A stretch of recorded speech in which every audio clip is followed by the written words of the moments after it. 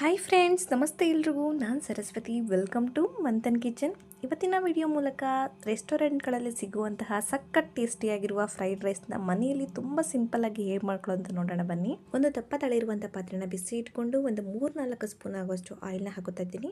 Oil ಬಿಸಿ ಆಗ್ತಿದ್ದಾಗೆ ನಾನಿಲ್ಲಿ chop ಮಾಡಿ ಇಟ್ಕೊಂಡಿದ್ದೀನಿ ನೋಡಿ. ಒಂದು 10-12 ಎಸಳು ಬೆಳ್ಳುಳ್ಳಿ, ಒಂದು 4 ಮೆಣಸಿನ್ಕಾಯಿ ಮತ್ತು 1 ಇಂಚಷ್ಟು ಶುಂಠಿನ ಚಾಪ್ ಮಾಡಿ ಇಟ್ಕೊಂಡಿದ್ದೆ, ಅದನ್ನು ಕೂಡ ಸೇರಿಸ್ಕೊತಾ ಇದ್ದೀನಿ.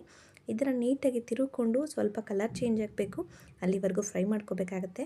ಈ ರೀತಿ ಕಲರ್ ಚೇಂಜ್ ಆದಮೇಲೆ ನಾನು ಒಂದು ಈರುಳ್ಳಿನ ಈ ಥರ ಉದ್ದುದ್ದಕ್ಕೆ ಸ್ಲೈಸ್ ಮಾಡಿ ಇಟ್ಕೊಂಡಿದ್ದೆ, ಅದನ್ನು ಕೂಡ ಸೇರಿಸ್ಕೊತಾ ಇದ್ದೀನಿ. ಈರುಳ್ಳಿನ ಸ್ವಲ್ಪ ಒಂದು 30 ಸೆಕೆಂಡ್ಸ್ ಫ್ರೈ ಮಾಡ್ಕೋತೀನಿ. ಇದನ್ನು ಫ್ರೈ ಮಾಡ್ಕೊಂಡಿದ್ದಾದಮೇಲೆ ವೆಜಿಟೇಬಲ್ಸ್ನ ಆ್ಯಡ್ ಮಾಡೋಣ.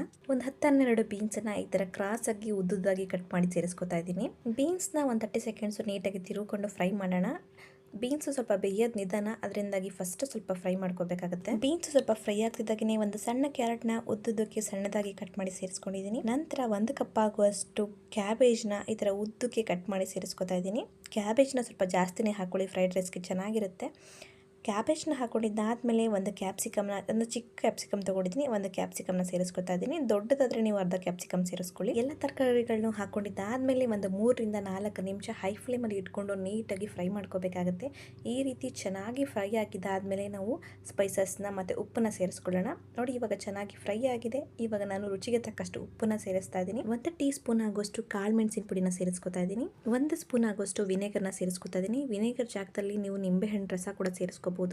1 ಸ್ಪೂನ್ ಆಗುವಷ್ಟು ಡಾರ್ಕ್ ಸೋಯಾ ಸಾಸ್ನ ಸೇರಿಸ್ಕೊತಾ ಇದ್ದೀನಿ. ಇದನ್ನೆಲ್ಲ ಸೇರಿಸ್ಕೊಂಡು ಒಂದು ಸಲ ನೀಟಾಗಿ ಮಿಕ್ಸ್ ಮಾಡ್ಕೊಳ್ಳೋಣ. ಚೆನ್ನಾಗಿ ಮಿಕ್ಸ್ ಮಾಡ್ಕೊಂಡಿದ್ದಾದ್ಮೇಲೆ ಒಂದು 2-3 ಕಪ್ ಆಗುವಷ್ಟು ನಾನು ಮಾಡಿರುವಂಥ ರೈಸ್ನ ಸೇರಿಸ್ಕೊತಾ ಇದ್ದೀನಿ. ಚೆನ್ನಾಗಿ ತಿರುಗಿಕೊಟ್ಟು ಮಿಕ್ಸ್ ಮಾಡ್ಕೊಳ್ಳೋಣ. ಮಿಕ್ಸ್ ಮಾಡಿಕೊಂಡು 1 ನಿಮಿಷ ಬಿಸಿ ಮಾಡ್ಕೊಂಡ್ರೆ ಆಯಿತು. ಬಿಸಿ ಆದಮೇಲೆ ಕೊನೆಯಲ್ಲಿ ಸ್ವಲ್ಪ ಕೊತ್ತಂಬರಿ ಸೊಪ್ಪನ್ನ ಹಾಕೋತಾ ಇದ್ದೀನಿ.